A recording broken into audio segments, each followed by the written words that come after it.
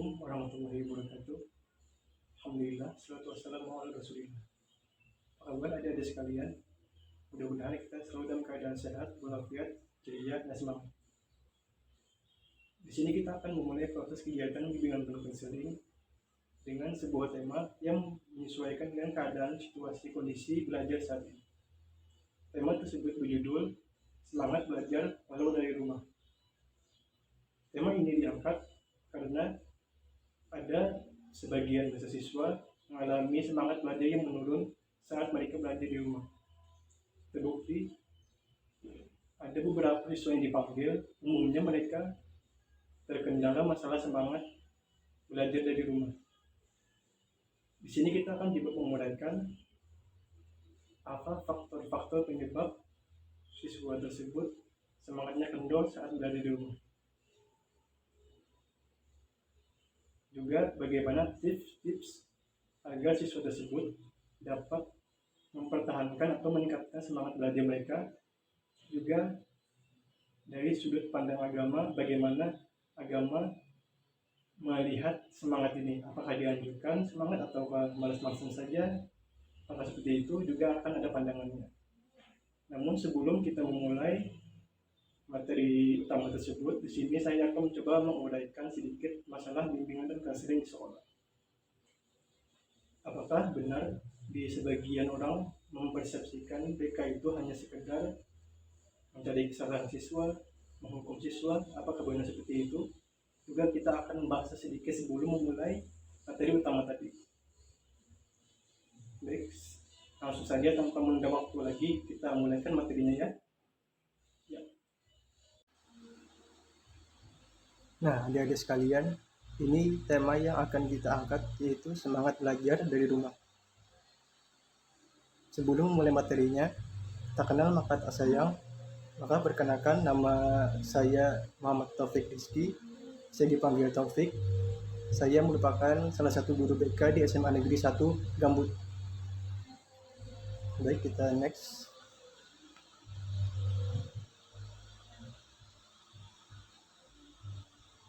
Nah, di sini kita akan sedikit menjelaskan esensi bimbingan konseling itu sendiri.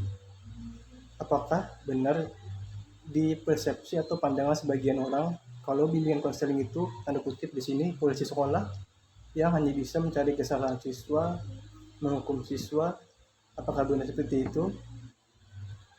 Kalau adik-adik sekalian merenungi, hukuman-hukuman atau peringatannya sebelumnya diberikan sebelum hukuman itu sebenarnya untuk mendisiplinkan kalian. Artinya, sebelum hukuman itu datang, maka guru-guru, diantaranya guru BK, memberi peringatan kepada kalian kalau ada pelanggaran dan memperingatkannya kepada kalian. Misalkan ada siswa yang rambutnya panjang, khususnya siswa laki-laki. Tentu di sini kami para guru sebagai pendidik mencoba mengingatkan kalian kalau itu tidak rapi. Nah, dari pelanggaran tersebut sebenarnya kami tidak langsung menghukum siswa secara spontanitas. Sebelum memberikan hukuman tersebut, kami memberi peringatan kepada siswa. Peringatan pertama, kedua, diberi waktu. Dan kalau tidak ada perubahan juga pada siswa tersebut, maka disitulah kami akan berikan hukuman. Dan hukuman ini sebenarnya bisa menjadi pelajaran untuk siswa lain agar tidak mengerjakan pelanggaran yang sama atau pelanggaran yang lain. Misal, kalau kita anggap remeh hukuman tersebut, maka akan ada pandangan sebagian siswa, oh gampang, pelanggaran tersebut tidak diberi hukuman. Maka banyak pelanggaran-pelanggaran yang akan terjadi karena tidak ada hukuman yang diberikan. Jadi itu salah satu pelajaran kenapa hukuman tersebut diberikan, agar siswa dapat mengambil pelajaran. Jadi sebenarnya peringatan-peringatan dari pelanggaran yang dilakukan tersebut untuk mendisiplinkan siswa agar tidak melakukan pelanggaran-pelanggaran tersebut. Nah, jadi sebenarnya bagaimanakah bimbingan dan konseling yang sebenarnya? Apakah seperti itu? Kita next. Nah, Di sini sebenarnya secara hakikat bimbingan konseling itu merupakan sahabat siswa yang kita akan bahas pada slide selanjutnya, yaitu definisi sebenarnya bimbingan dan konseling di sekolah. Nah, bimbingan dan konseling di sini terdiri dari dua kata, yaitu bimbingan dan konseling. Di sini kita akan membahas pertama, yaitu bimbingan. Dari Samsul Yusuf tahun 2009 halaman 38 mengatakan bahwa bimbingan merupakan proses pemberian bantuan konselor kepada individu secara berkesinambungan agar mampu memahami potensi diri dan lingkungannya. Jadi di sini guru BK atau konselor memberikan bantuan kepada individu secara berkesinambungan atau secara berkelanjutan agar siswa tersebut memahami potensi apa yang ia miliki. Misal, ia ada minat di bidang olahraga, futsal misalnya. Nah, di situ konselor menggali potensi yang ada pada siswa tersebut agar bisa siswa tersebut mengoptimalkan atau mengembangkan potensi yang ada pada dirinya. Kemudian menerima diri. Jangan sampai ada sekalian kalau kita tidak sesempurna, misalkan teman yang memiliki kelebihan fisik, kelebihan ekonomi, kita harus bisa menerima diri sebagai siswa. Nah, kemudian mengembangkan dirinya secara optimal. Yang tadi memahami potensinya, sekarang bisa mengembangkan potensinya secara optimal. Misalkan tadi ada siswa yang mempunyai potensi yang baik di bidang olahraga, itu dia bisa dikembangkan secara optimal melalui kegiatan bimbingan. Kemudian menyesuaikan diri secara positif dan konstruktif terhadap tuntunan norma kehidupan sehingga mencapai kehidupan yang bermakna baik secara personal maupun sosial. Jadi artinya individu atau siswa tersebut mampu menyesuaikan dirinya, menerima dirinya, sehingga ia memiliki akhlak yang baik terhadap dirinya sendiri dan juga dipandang baik secara sosial. Kemudian arti konseling juga sama dari Samsul Yusuf tahun 2009 halaman 44 mengemukakan bahwa konseling adalah hubungan tatap muka yang bersifat rahasia. Jadi di sini konseling lebih merujuk kepada kerahasiaan. Kemudian penuh dengan sikap penerimaan dan pemberian kesempatan dari konselor kepada klien. Konselor mempergunakan pengetahuan dan keterampilannya untuk membantu kliennya mengatasi masalah-masalahnya. Jadi konseling di sini lebih mengarah kepada masalah-masalah siswa yang dihadapi.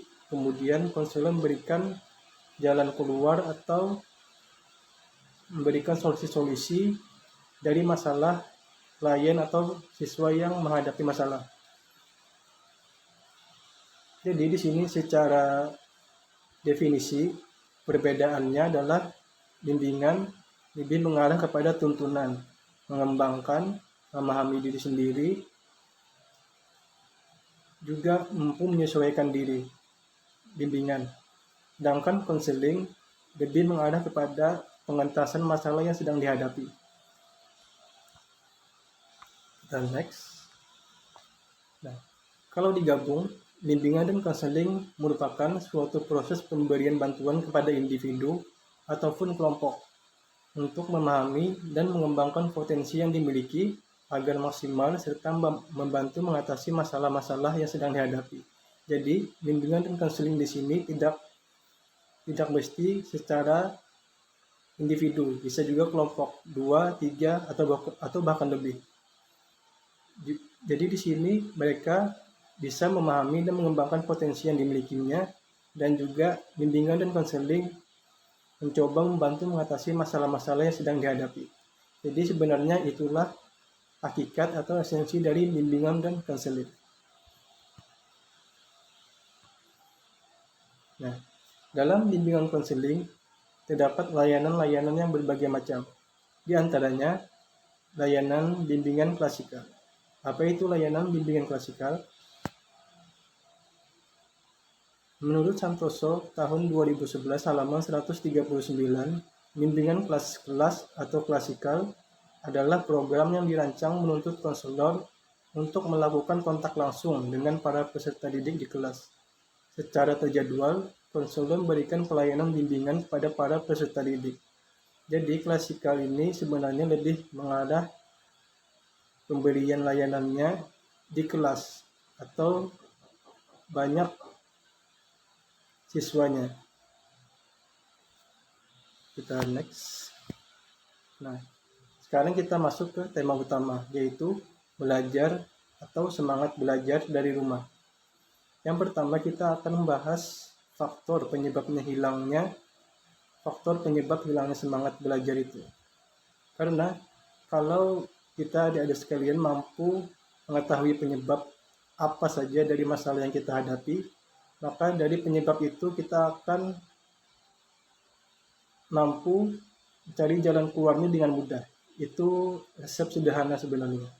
Nah, sekarang kita kembali ke tema, apa faktor penyebab hilangnya semangat belajar siswa-siswa yang ada di sekolah, yang belajar dari rumah.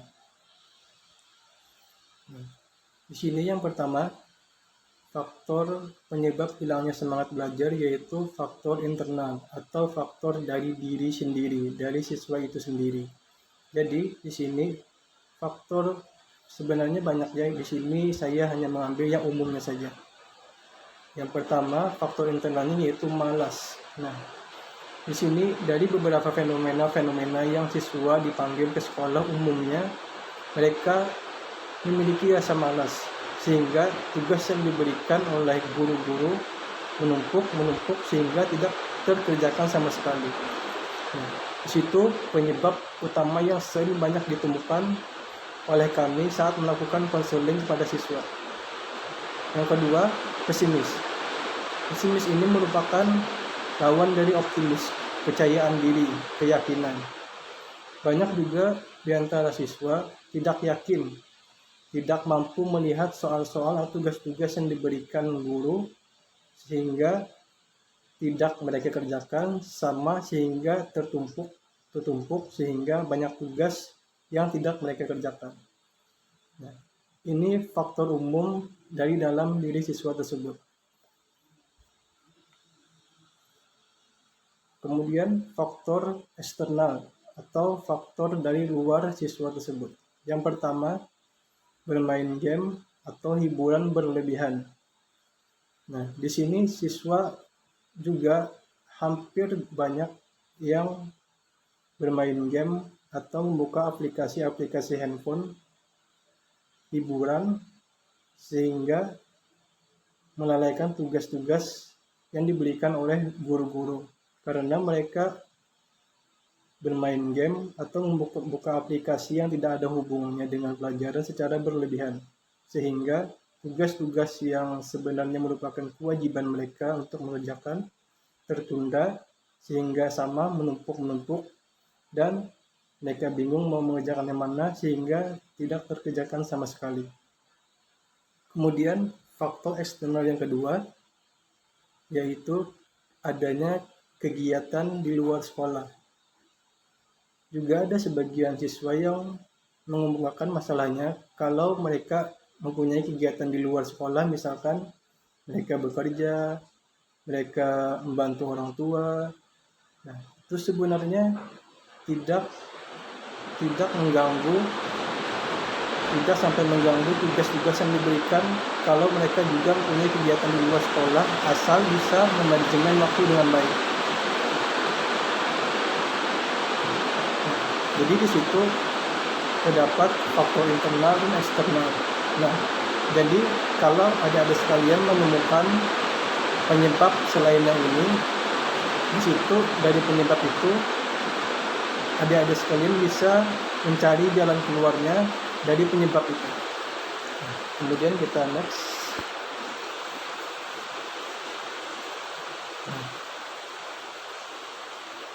Kita langsung masuk ke tips semangat belajar dari rumah. Di sini saya mengambil yang umumnya saja agar mudah dipahami. Yang pertama, kejar hasil yang maksimal. Artinya, kalau guru sudah memberikan sebuah tugas, materi, kita harus mengejar hasil yang maksimal. Kalau guru memberikan waktu misalkan 1 minggu dari tugas yang diberikan, maka kita jangan menunggangi hal tersebut dengan menunda-nundanya atau mengerjakannya pada lain waktu. Itu keliru ya adik-adik sekalian, karena kita harusnya mengerjakan hasil yang maksimal tepat waktu, bahkan kalau bisa hari itu juga tugas tersebut diselesaikan, sehingga kalau ada kegiatan-kegiatan lain di luar, kegiatan apa saja, itu kita tidak memikirkan lagi karena sudah mengejarkan tugas yang telah diberikan. Kemudian yang kedua, fokus dalam pembelajaran. Di sini kalau kita sudah menghadapi sebuah pembelajaran atau tugas, kita harus fokus. Coba adik-adik sekalian saat menggunakan HP dalam pembelajaran, kalau ada notif mengenai media sosial atau game atau aplikasi apa saja yang tidak ada hubungannya dengan pelajaran, sebaiknya ditunda dulu. Karena kita mempunyai hak di sini. Hak dalam belajar fokus dulu. Ya. Karena kalau kita tidak fokus, membuka aplikasi lain, membuka misalkan hiburan atau YouTube atau game, maka pembelajaran yang akan kita lakukan tidak fokus, sehingga tidak maksimal dalam mengikuti pembelajaran tersebut. Kemudian kita next. Yang ketiga, buat kelompok belajar. Nah, di sini merupakan salah satu cara bagaimana semangat tersebut bisa meningkat. Karena dengan kondisi belajar dengan teman-teman, kita akan mudah mengerjakannya kalau memiliki atau bekerja sama dalam mengerjakan tugas tersebut. Tapi di sini buat kelompok belajar, bukan buat kelompok untuk bermain. Jadi kembali ada hubungannya dengan fokus dalam pembelajaran. Walaupun kita dalam kelompok 2, 3, 4 orang, pada saat pembelajaran kita harus fokus. Tidak dianjurkan kalau berkumpul, berkelompok, namun tidak fokus dalam pembelajaran. Kemudian tips yang terakhir, datang ke sekolah. Di sini banyak di antara siswa-siswa yang saya sarankan untuk bagi mereka yang dekat rumahnya dengan sekolah, datang ke sekolah. Karena apa? Karena suasana di sekolah bisa membuat adik-adik sekalian lebih fokus dalam belajar. Kalau di rumah mungkin ada godaan-godaan seperti melihat kasur, melihat TV, itu akan ada terpengaruh dalam fokus pembelajaran kita. Jadi di sini saya menyarankan bagi adik-adik yang dekat rumahnya dengan sekolah bisa datang langsung dan fokus dalam tugas yang diberikan oleh guru-guru. Nah, jadi itu tips umum, 4 tips umum semangat belajar dari rumah.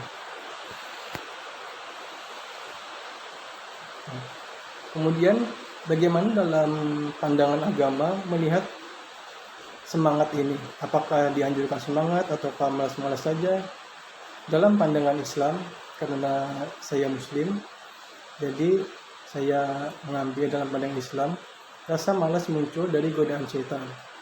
Dalam sebuah hadis yang diriwayatkan Abu Hurairah, Rasulullah Shallallahu Alaihi Wasallam diketahui pernah bersabda, setan mengikat pada tengkuk kepala seorang dari kalian manakala ia tidur dengan 3 ikatan. Ia buat tempatnya pada setiap ikatan dengan mengatakan, bagimu malam yang panjang, maka tidurlah. Jika ia bangun lantas berzikir kepada Allah, artinya saat dia bangun, dia membaca doa bangun tidur yang mungkin sama-sama sudah kita ketahui, maka terbukalah 1 ikatan. Kemudian jika ia berwudu, terbukalah 1 ikatan lagi. Artinya setelah dia bangun, dia membaca doa setelah bangun tidur, kemudian ia berwudu, terbukalah satu ikatan lagi. Kemudian jika ia sholat, di sini sholat yang dimaksud ialah sholat subuh, terbukalah seluruh ikatan itu. Dia pun pada pagi hari akan bangun dalam keadaan bersemangat. Nah ini adik-adik sekalian, ada kata-kata semangat di sini. Jadi dalam pandangan agama pun kita dituntut untuk bersemangat, teman-teman sekalian atau adik-adik sekalian. Jadi dia pun pada pagi hari akan bangun dalam keadaan bersemangat dan baik jiwanya. Dia akan merasa tenang, menghadapi masalah apapun dia akan tenang, tidak tergesa-gesa. Ya, kalau tidak demikian, nah dia pada pagi hari bangun dalam keadaan jelek jiwanya, tidak tenang, bingung, apa yang mau dilakukan, gelisah, dalam keadaan jelek jiwanya, lagi pemalas. Nah, ini juga merupakan salah satu faktor yang perlu diperhatikan dalam masalah semangat belajar dari rumah. Kemudian kita next. Nah, dari tuntunan Nabi kita, Nabi Muhammad juga mengemukakan atau bersabda, berlindung dari sifat malas dan pesimis. Seperti yang ada di slide ini, langsung saja kita ke artinya. Ya Allah, aku berlindung kepadamu dari kelemahan. Maksudnya kelemahan, lemah dalam menghadapi apapun, kan kita seharusnya bersikap kuat, teguh, tegar dalam menghadapi apapun. Juga rasa malas. Nah, di sini Nabi kita pun berlindung dengan rasa malas ini. Kemudian rasa takut. Rasa takut di sini, rasa takut yang sebenarnya tidak perlu. Misalkan rasa takut akan binatang kecoa misalnya. Ini sebenarnya harus kita hilangkan karena rasa takut itu tidak dibutuhkan sebenarnya. Ya, kalau rasa takut itu takut yang tidak perlu seperti yang kecoa tadi misalnya. Kemudian Nabi kita juga berlindung dari kejelekan di waktu tua. Jadi di waktu tua pun Nabi kita berdoa agar waktu saat tua nanti digunakan untuk hal-hal yang positif. Jadi Nabi kita ini mengajarkan di masa depan pun kita harus berdoa, walaupun hidup nanti sampai tua itu harus digunakan waktu kita dengan hal-hal yang bermanfaat. Dan Nabi kita juga berdoa dari sifat kikir, yaitu tidak mau bersedekah dengan orang lain. Dalam artian pelit, tidak mau mengeluarkan apa yang ia miliki, tidak mau berbagi. Dan aku juga, kata Nabi, berlindung kepadamu dari siksa kubur, serta bencana kehidupan dari kematian. Sampai Nabi pun berlindung dari siksa kubur, bencana kehidupan, dan kematian. Bencana kehidupan itu sifatnya umum. Bencana-bencana yang berat atau yang ringan, itu Nabi mengajarkan kepada kita untuk berlindung pada Allah Subhanahu wa Ta'ala, dan juga bencana di kematian nanti,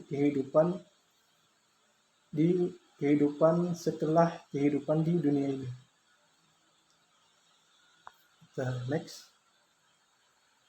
Ya, mungkin sekian pemaparan materi yang telah saya sampaikan.